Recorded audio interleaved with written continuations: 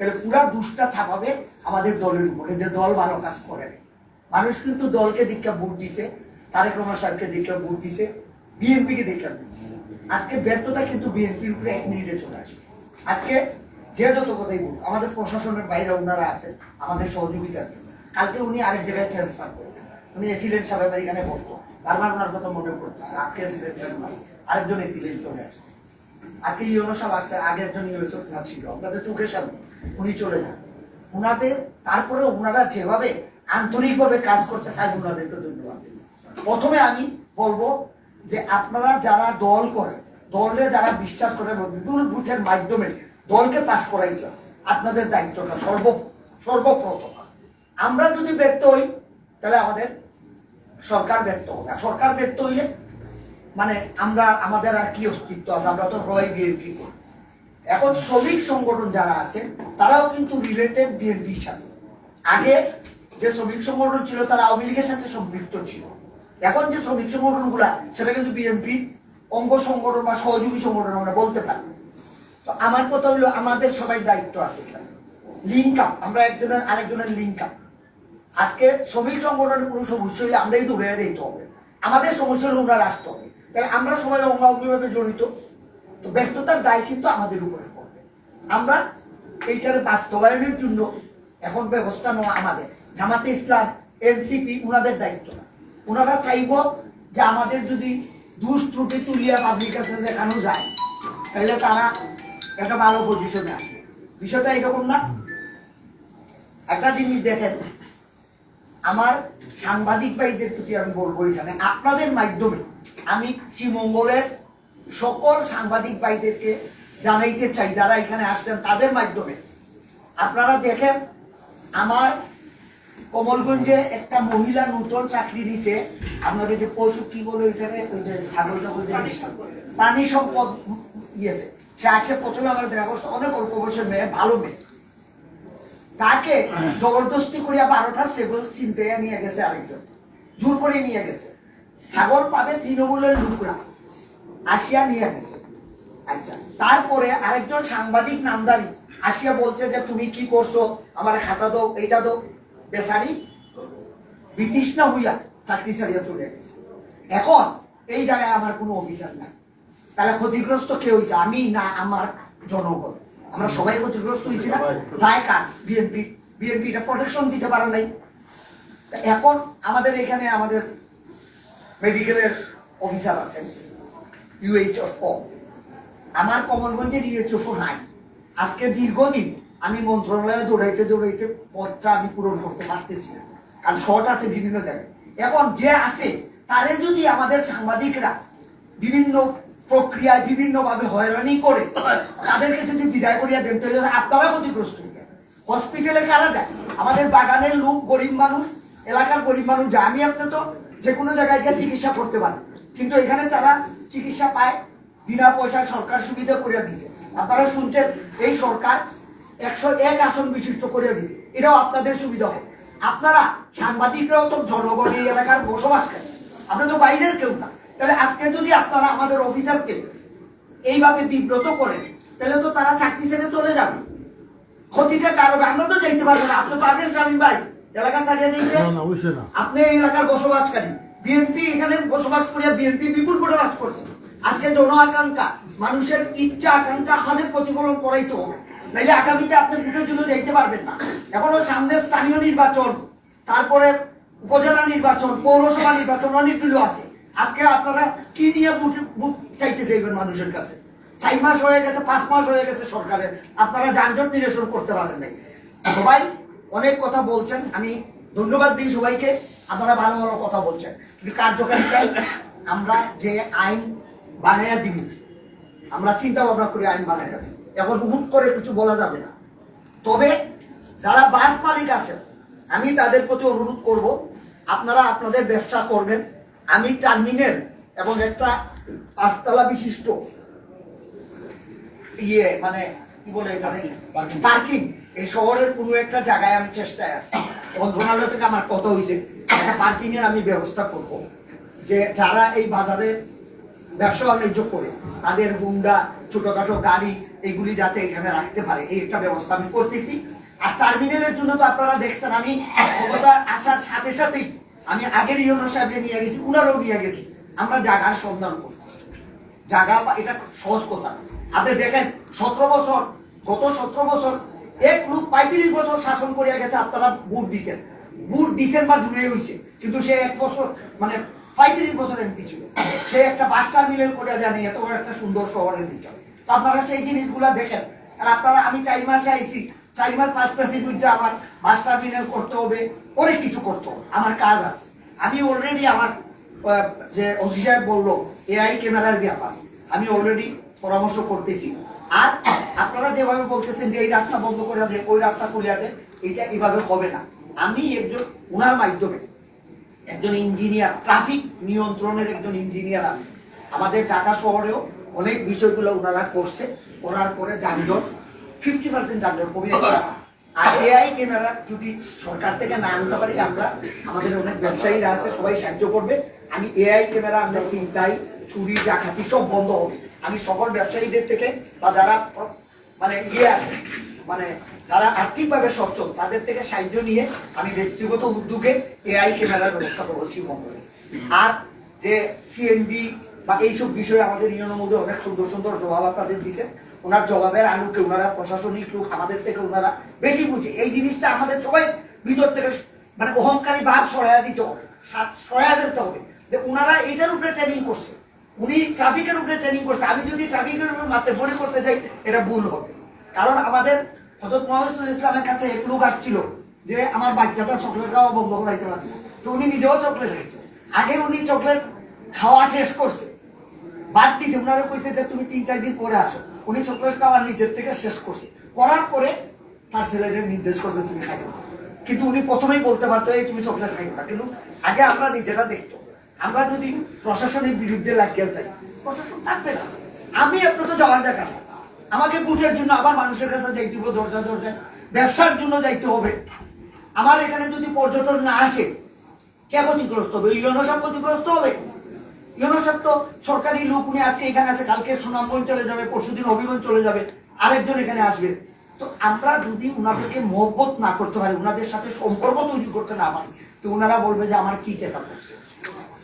Last কথা কিন্তু ওনারা এটা নিতে নিতে বলবে, আপনাকে বলবে না, বলবে আমার কি টাকা, আমি বুঝাইতে চাই, কেউ বুঝ মানে না।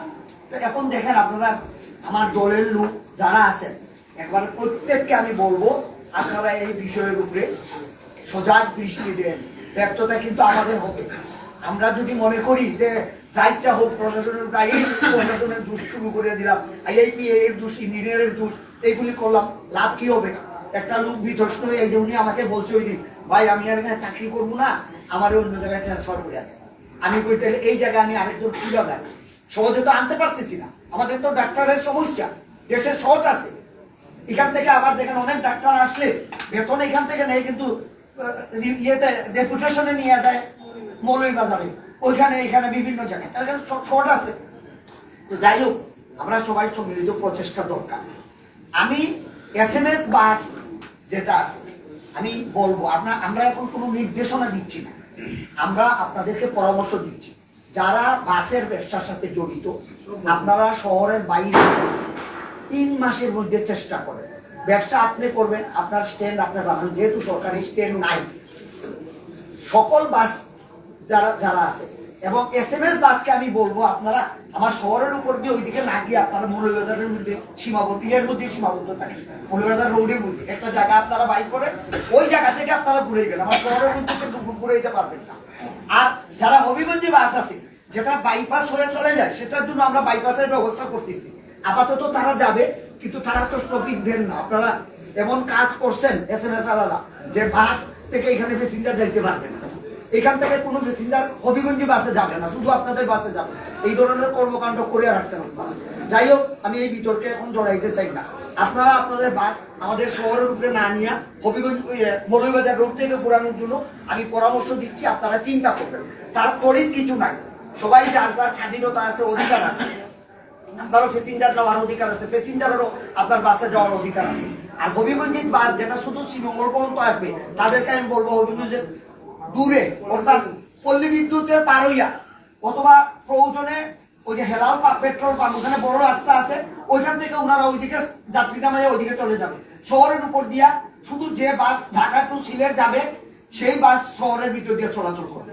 কারণ অনেকে বলছেন যে আমার বাসে কোনো সমস্যা না, টমটমের সমস্যা, টমটমলা বলছে সিএনজি সমস্যা, সিএনজি ওয়ালা বলছে বাসের সমস্যা।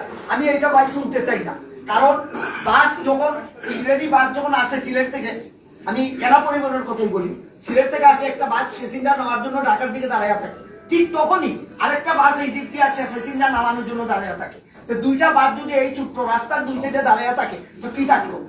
আমি অলরেডি আগের যে আপনাদের এই কাসর সাহেব ছিল, আপনারা আমি আপনাদের কিছু বলতেছি, কাসর সাহেবের সাথে আমার কথা হয়েছিল, উনি বলছিল যে এই রাস্তাটা আমি কিছু বড় করে দিতে পারি। তো আপনারা এই জিনিসটা একটু দেখবেন, আমার রিকোয়েস্ট, এই রাস্তাটাকে কিছু বড় করা যায় কিনা। মানে অনেক জায়গায় আমরা দেখছি ফুটপাথে ভাঙ্গিয়া রাস্তার এক্সটেনশন করে, আর ফুটপাথের মানুষের কাজে লাগাইতে পারতেছি না। এখানে ফুটপাথের মধ্যে মানুষ হাঁটার কথা না হাঁটে দোকান লাগায় বসে থাকে। এই ব্যাপারে তো আমাদের ইউনো মহোদয় সুন্দর বক্তব্য বলছেন, উনি ঘন ঘন অভিযান করবেন, ঘন ঘন অভিযান করে ফাইন জরিমানার আওতায় আনবেন। ওনারা ফাইনের জন্য বলা লাগে না, ওনাদের কাছে সব আইন কানুন আছে। আমি আরেকটা কথা বলবো, ব্যবসায়ী সমিতি দীর্ঘদিন হয় ব্যবসায়ী সমিতির বুট হচ্ছে না। আপনারা একটা বিষয়ে আমাকে কথা দিয়েছিলেন, এই শামীম সাহেব সহ আপনারা কথা দিয়েছিলেন যে কিছুদিনের ভিতরে রিটটা উইথড্র করে আপনারা এটা সমাধান করেন। যদি রিট উইথড্র না করেন, যে রিট করছে বাংলাদেশে বসবাসকারী, বাংলাদেশের শ্রীমঙ্গলের বাইরের লোক না, সে যদি শ্রীমঙ্গলের বাইরের লোক হয় তাও আমি পারবো। আপনারা যদি ব্যর্থ হন বলেন আমি রিট ভাঙবো, ইয়ে থেকে আমার সরকারি উদ্যোগে আমি রিট ভাঙিয়ে আমি একটা সুন্দর পরিবেশে আমরা একটা সুন্দর ব্যবসায়ী সমিতি নির্বাচন করতে চাই গণতান্ত্রিক ভাবে। আমাদের প্রত্যেক জায়গায় ফেসিবাদের আমলে অনেকে জোর জবরদস্তি করে নির্বাচন করছে, ক্ষমতার অধিকার নিছে, ক্ষমতা নিছে, বিভিন্ন দিন চালাইছে। আমরা এখন এটা চাই না। আমরা চাই জনগণের দ্বারা সুষ্ঠু অবাধ নির্বাচনের একজন প্রতিনিধি আসুক, যাকে আমরা ধরতে পারবো, যাকে আমরা বলতে পারবো। আমার যদি লোক নির্বাচিত লোক হয় তাহলে আমি তাদের ধরতে পারবো। একজন নির্বাচিত লোক না, আমি তাদের কি ধরবো? সে তো আসতেই ফেসিবাদের আমলে। তো এইটা আপনারা, আমি এক সপ্তাহ সময় দিলাম, এক সপ্তাহের ভিতরে যদি আপনারা রিট ক্লিয়ার না করতে পারে আমি আইনগত ভাবে সেই রিট ক্লিয়ার, কিন্তু এটা রেকর্ড হয়ে থাকবে না, জবাব নাই। একটা জিনিস বলি, ওইটা রিটের জবাব দিচ্ছে, ওই জবাবের তারিখের সময় ওটা ইয়ে করতে হবে, যেটাই আছে আপনার তারিখ কবে আপনারা জানবেন, তারিখের ভিতরে এটা শেষ করবেন, নাহলে আমি আমার উদ্যোগে শেষ করবো। আমরা প্রত্যেক জায়গায় এইরকম, আমরা সব জায়গায় এই পরিবর্তনগুলো আনতেছি। কারণ যদি আপনারা ওই পুরানো আমলে পড়ে থাকেন, ফেসিবাদ আমলে পড়ে থাকেন, তাহলে আমাদের এলাকার উন্নয়ন হবে না। আর আমি আমার শ্রমিক ভাইদেরকে বলবো যে আপনাদের ব্যবসা এটা খুব ডাইরেক্টলি এটা জড়িত আপনাদের ব্যবসার সাথে। আপনারা যদি এক জায়গায় জামে থাকেন, আপনি তো প্যাসেঞ্জার নিয়ে নিছেন, আপনার তো ভাড়া নির্দিষ্ট হয়ে গেছে, কিন্তু যদি আপনি আধা ঘন্টা জামে বয়ে থাকেন আপনার কিন্তু তেল জমতেছে, আপনি কিন্তু ইনডাইরেক্টলি ক্ষতিগ্রস্ত। কাজেই যানজট নিরসনে আপনিও লাভবান, আমার প্যাসেঞ্জাররাও লাভবান, আমরা সবাই লাভবান। আমি বিনীত অনুরোধ করবো যে আমরা যে আইনটা করে দিই এটা জনমুখী আইন হোক, কারোর সাথে আমাদের কোনো বিরোধ নাই, সরকারের কারোর সাথে বিরোধ নাই। সরকার চায় আপনারা ভালোভাবে এক করতে চাই যে এটা তো এদিকে মানে কোনো টার্মিনাল নাই, বালুগাছ আমি একটা বলি না না, ওই ট্রাকের যে আমরা একটা খেলার মাঠ দখল করে একটা টার্মিনাল করছে, ওদের সম্পূর্ণ ট্রাক আবার এই বালুগাছ যমুনা পেট্রোল পাম্প থেকে পৌরসভার সামনে সবাই ট্রাক দাঁড়িয়ে করছে, ওইটা নিয়ে আপনারা একটা ইয়ে করেন, ওরা একটা মাঠ দখল করে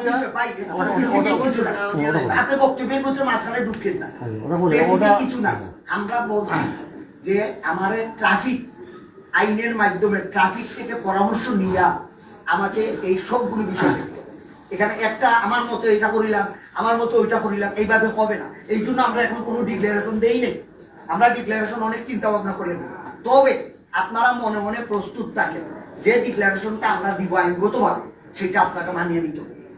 যদি আপনারা না মানিয়ে নেন তাইলে আপনারা ফাইনের আওতায় আসবেন, পরিষ্কার অপশন, ফাইনের আওতায় আসবেন। আমরা আমাদের এই এলাকাকে শান্তি শৃঙ্খলা বজায় রাখার জন্য, সুষ্ঠু মানুষ চলাচল করার জন্য, এই শহরকে আরো সুন্দর করার জন্য যে যে প্রক্রিয়া লাগে আমি আপনাদের প্রথমেই বলছি, বহুতল বিশিষ্ট পার্কিং এর ব্যবস্থা করব, যে লোকগুলা দোকানদারি করে দোকানের সব লোকগুলা যাতে তাদের গাড়ি এখানে নিরাপদে রাখতে পারে, পোশাক দিয়ে রাখবে। তারপরে আপনাদের বাস টার্মিনালের ব্যবস্থা করা হবে, ট্রাফিক থেকে পরামর্শ নিয়ে কোন রাস্তায় ওয়ান ওয়ে, কোন রাস্তা টু ওয়ে, কোন রাস্তা আমরা ব্লক দিয়ে দিব, এমনও হইতে পারে, আপনারা প্রস্তুত থাকবেন, এমনও হইতে পারে এই হবিগঞ্জ রোড থেকে মৌলভীবাজার রোডের ভিতরে কোনো সিএনজি নাও ঢুকতে পারে, হইতে পারে, আমি জানি না। আমাকে ট্রাফিকের পরামর্শ নিয়ে আমি আগে দিই। 3 মাসের ভিতরে আপনারা নিজেরা আপনারা চিন্তা করেন যে আপনারা ব্যবসা করবেন, আপনাদের বাস কোথায় রাখবেন, কিভাবে করবেন, জনদুর্ভোগের বাইরে গিয়ে আপনারা করবেন। জনদুর্ভোগ থেকে আমাদেরকে নিষ্কৃতি দিতে হবে। যখন অনেকে 80 সালের কথা বলে, বাস 80 সাল থেকেই চলছে, কিন্তু এখন আর 80 সাল নাই, এখন 2026, এখন জনসংখ্যা বাড়ছে, গাড়ির পরিমাণ জীবনে একটা ক্রম আমি দেখি রে। আমি যখন ইউনিভার্সিটি পড়তাম তখন আমি দেখছি যাওয়ার সময় কিছুই দেখি বাসের জন্য দাঁড়ায় থাকছে, অনেক জায়গায় গিয়ে বাস পাইছে। তো বিষয়টা হলো 80 সালের কথা আজকে বললে হবে না। বাস ট্রাক বাড়িয়ে গেছে, নুরুভাই বলতে পারবে, ট্রাকের পরিমাণ অনেক বাড়িয়ে গেছে। এবং এই বাড়ার কারণটাই হচ্ছে আমাদের এখানে কিন্তু আরেকটা বিষয় উঠে নেই, চাঁদের গাড়ি এবং এই যে অন্যায় অত্যাচার, যে মানুষের উপরে গাড়ি উঠাইয়া দেওয়া, এইটা কিন্তু এমন জরিমানা হবে যে কেউ চিন্তাও করতে পারবে না যে এত জরিমানা হইতে পারে। জরিমানার কিন্তু ধারাটা একমাত্র ফ্লেক্সিবল, জরিমানার ধারাটা ফ্লেক্সিবল, যে হেলমেট না হইলেই যে মানে জরিমানা হবে এমন না, হেলমেটের পরে আরেকজনের লাগাইয়া দিলে ওইটারও জরিমানা আছে। তো এমন জরিমানা হবে যারা এইসব কর্মকাণ্ড করতেছে। আমি আমাদের প্রশাসনকে বলবো যে যারা সাইলেন্সার ছাড়া এবং বিভিন্ন জায়গায় শুনছি প্রাইভেট কার উঠাইয়া দেয় মানুষের উপরে, তাহলে পর্যটন আসবে না। আজকে যদি পর্যটকরা না আসে আমরা কোথায় যাব? আমাদের তো মেইন ইনকাম, এখন শ্রীমঙ্গলের মেইন ইনকাম হচ্ছে পর্যটনের উপরে। অনেকগুলা রিসোর্ট আছে, অনেকগুলা মানুষ এটার মধ্যে আত্মনিয়োগ করে রাখছে। চাঁদের গাড়ি বলেন, সিএনজি বলেন, অটো বলেন, ট্রাক বলেন, বাস বলেন, সবই তো এইটার গুড়িয়া সব, এই পর্যটনের শহরের গুড়িয়া তো সব। তো আমরা যদি এই পর্যটনের জিনিসটাকে সুন্দর না রাখতে পারি, আজকে যদি এই ধরনের অনৈতিক কর্মকাণ্ড হয় বা অনৈতিক এই ধরনের ঘটনা হয়, তাহলে তো পর্যটকরা বিমুখ হয়ে যাবে। আজকে যদি পর্যটকরা বিমুখ হয়ে যায়, তাহলে ছুরি বললে এইসব জায়গায় চলে যাবে, মৌলভীবাজারে চলে যাবে। তো আমরা তো বইয়া ঘাস কাটবো, বইয়া আমাদের সব রিসোর্ট চলবে না, আমাদের সুন্দর শহর নষ্ট হয়ে যাবে। তো এরা সবাই অংশগ্রহণ করতে হবে। তো আমার বক্তব্য হলো যে আরেকটা কথা বলছে যে প্রভাবশালী লোক, এখন বিএনপির উপরে প্রভাবশালী কেউ নাই। আপনি যে কথা বলছেন এটা উল্টো করেন, এখন বিএনপির উপরে কোনো প্রভাবশালী নেই। যে প্রভাব দেখাইবো তারে আমরা 14 শিখে ঢুকাইব, না 14 শিখ আছে, কোনো খাতির নেই। প্রভাবশালী কি? মানুষের পক্ষে আমরা কাজ করি, বিপুল ভোটে মানুষ আমাকে পৌরসভার ভিতরে প্রত্যেকটা সেন্টারে আমাকে পাস করাইছে। এই জিনিস আপনাদের মাথায় নাই, তাহলে প্রভাবশালী কেটা? কোনো প্রভাবশালী বলে কিছু নাই। আমি পৌরসভার ইঞ্জিনিয়ার মহোদয়কে বলবো, এই ট্রেন থেকে নামার পরে যারা আসে এরা সবাই বেশিরভাগ দিয়ে তাদের যে পৌরসভার যে রাস্তা, যে কথাটা বললো বারবার সবাই, এই রাস্তার বিষয়টা আপনি নিজেই করতে পারবেন, এটা আইন লাগবে না। আর ফুটপাতের উপরে ঠিক আছে, আর ফুটপাতের উপরে যারা দোকান লাগায় এটা তো হইতেই পারবে না। এই শহরে যেহেতু আমার রাস্তা ছোট, এটা হবে।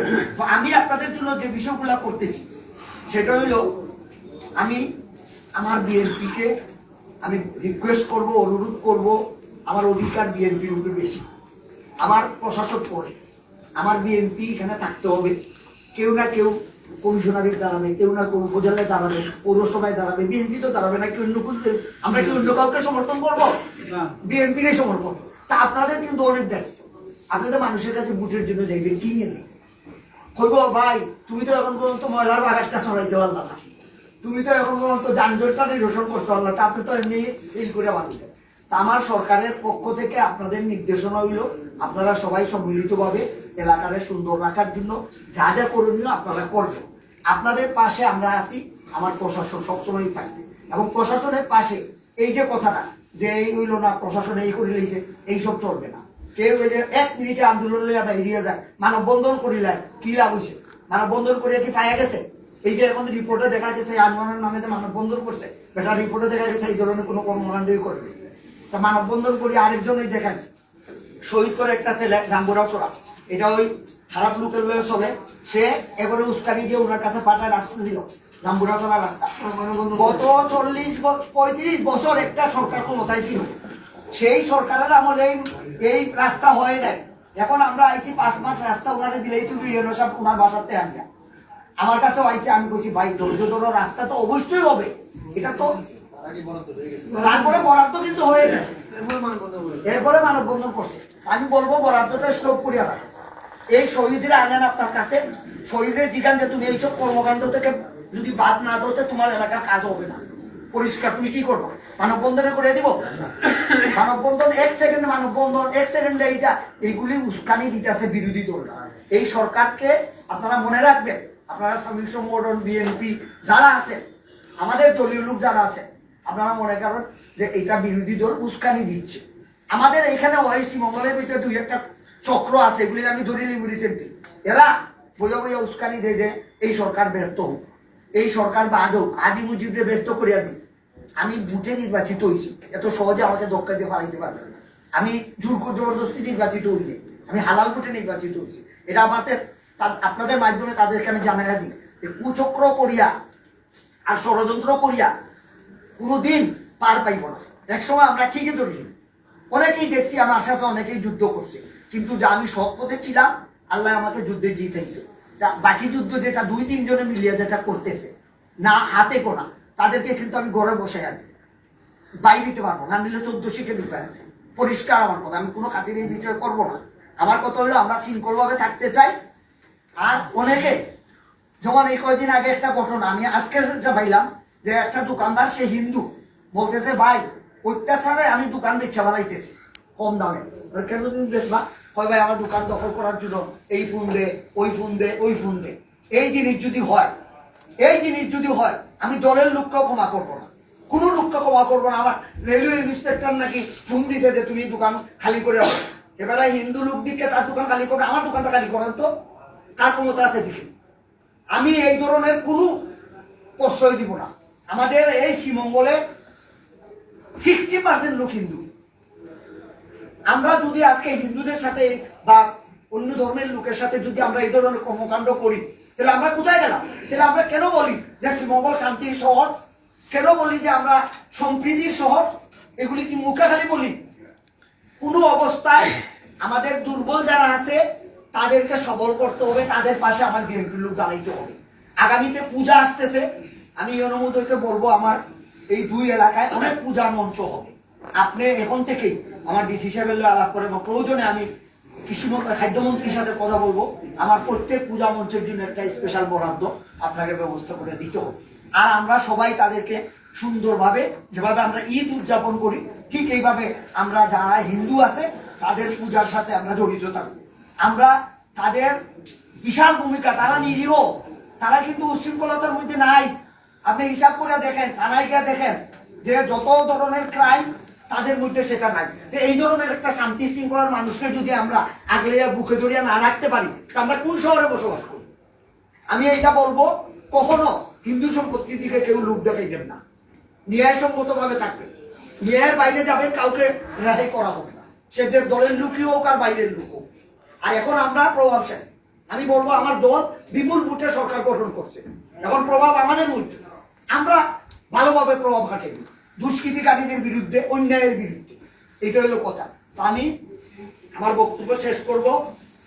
তদবিরের যে কথাটা আসছে, যারা আমার নাম বাংলায় তদবির করবে বা বিভিন্ন জায়গায় আমি দেখছি বালু ধরতে গেলে এখানে এখানে বলে আমরা তো হাজি সাহেবের লোক। জেলের ভিতরে একটা ছেলে ঢুকে কয় আমি হাজি সাহেবের লোক, ঠিক না? তো বিষয়টা হলো এই ধরনের কোনো ঘটনা যদি হয়, এরা যদি এই ধরনের কোনো কথা বলে, তার ফাইন যদি মানে 1 লাখ টাকা হওয়ার কথা, তারা আপনি 5 লাখ টাকা ফাইন করবেন। আমার পক্ষ থেকে আমি এটা পরিষ্কার করে দিলাম যে আমি কোনো তদবির বাণিজ্যে নাই, ন্যায় তদবিরে আমি আছি। যদি কোনো লোক অন্যায়ভাবে কোনো অপরাধী হয়ে যায়, কোনো সমস্যায় পড়ে, আমরা দেখব। অন্যায়ভাবে যদি আমি কোনোদিন তদবির করবো না। আমার নাম কেউ ধরলে ওরে বান্ধিয়ে আপনি আমাকে ফোন দিবেন, তাৎক্ষণিক আমার লোককে তাহলে সাইড করে আসবে। পরিষ্কার কথা, আমার কোনো তদবির নাই, আমি কোনো তদবির বাণিজ্যে নাই। আমি বুটে পাস করছি, সাধারণ মানুষ আমাদের ভোট দিচ্ছে। আমার কোনো সন্ত্রাসী ভোট দিয়ে পাস করায় নেই যে আমি সন্ত্রাসীটা সাপোর্ট করি। আমি কোনো জোর করে ভোটে পাস করি নাই যে আমি ওই জবরদস্তি সাপোর্ট করবো। আপনারা দেখছেন আমার দলের অনেক ভালো ভালো লোকরাই বাদ দিলেই অনেক দেখবেন আগামী কমিটিতে জড়িয়ে পড়বে। যারা এই ধরনের চাঁদাবাজি, সন্ত্রাসী, দমকিবাজি এইসবের মধ্যে জড়িত থাকবে, তারা বিএনপির মধ্যে স্থান পাবে না ইনশাল্লাহ। আমি আপনাদের একটা কথা বললাম, কারণ তারেক সাহেব এই বিষয়ে অন্যরকম। তারেক সাহেব যেভাবে চান আমরা ওইভাবে আমাদের এলাকাকে চালাবো, সুন্দর করে চলবো। আমরা কোনো অবস্থায় কোনো প্রভাবশালী নাই, কোনো তদবির বাণিজ্য নাই। যদি কেউ তদবিরে আসে আমার নাম নিয়ে, আমি প্রশাসনের উভয় এখানে আছেন, ট্রাফিক সাহেব আছেন, ওসি সাহেব আছেন, আমাদের ইউনো মহোদয় আছেন, আমি বললাম আমার নাম নিয়ে যদি কেউ তদবিরে আসে তারা আটকে রাখবে, 14 গ্রিলে ঢুকাইবেন, আমি ওই কেস দিব, আমি নিজেও বাদী হইয়া কেস দিব। তো আমি এই জিনিসটা আপনাদেরকে বললাম, আপনারা যারা বাস মালিক আছেন আপনারা 3 মাসের মধ্যে চিন্তা করেন আপনার ব্যবসা আপনি কিভাবে করবেন। কারণ আমি টার্মিনাল বললেই পারবো না, তবে আমি আনবো টার্মিনাল। এটা কি যে আমি আমার